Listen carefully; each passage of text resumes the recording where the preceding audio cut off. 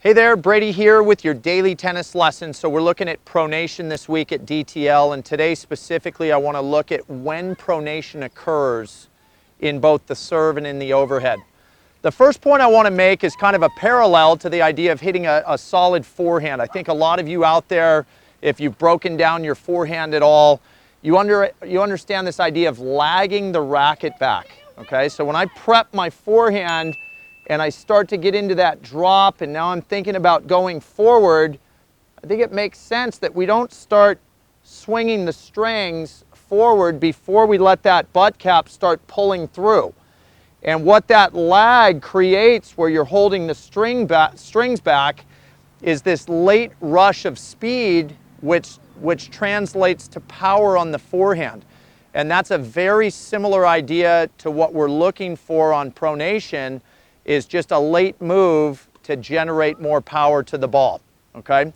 So when does that specifically occur?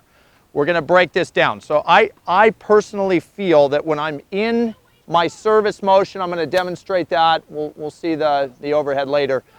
But when I'm starting to pronate, I've made a move where I'm already going up to the ball, and I feel like I'm making that pronation occur within probably about 18 inches of getting to the tennis ball.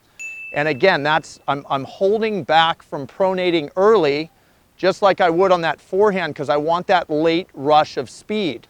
And that's why you see a lot of times the strings start to basically turn out and down after contact, because I exploded up through the ball so much, there was this release down and to the right before I finish out to the left side of my body. Really a nice parallel to that idea of lagging the racket back on the forehand and then having that late rush of speed.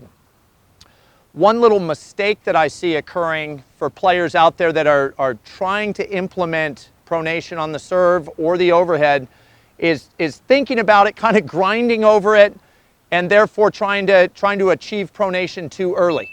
Okay, if you saw our video early in the week, we said, hey, we don't want this feeling that we have a waiter's tray here.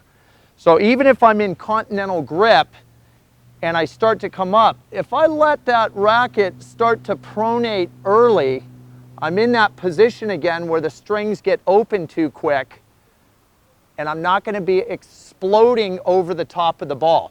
So be very careful about letting the edge of the racket that's on top here open up too quickly. You do not want these strings available to the ball until you're within that last 18 inches of the tennis ball. So that's a little pronation mistake I see occurring, is just trying to achieve it a little too quickly. Let the edge of the racket, just kind of like you were throwing an axe almost. You get that edge leading so it cuts through the air, and then we get that palm and forearm turning down in that last little bit before contact, and that's when you're going to be really timing pronation extremely well. Okay, so that's when pronation occurs. It's important to have that timing down again so you get that easy power, which we're all trying to achieve on the serve and the overhead. Okay, and that's all I got for you today. Hope that was super helpful. Please click like below this video, and if you have not subscribed to our channel yet, please do so, as well as check down below me in the description of this video. You'll find the link to 3 free courses that Mark and I have put together. I think you'll find those really helpful as well. All right, so until next time, be well, and we'll see you soon at Daily Tennis Lesson.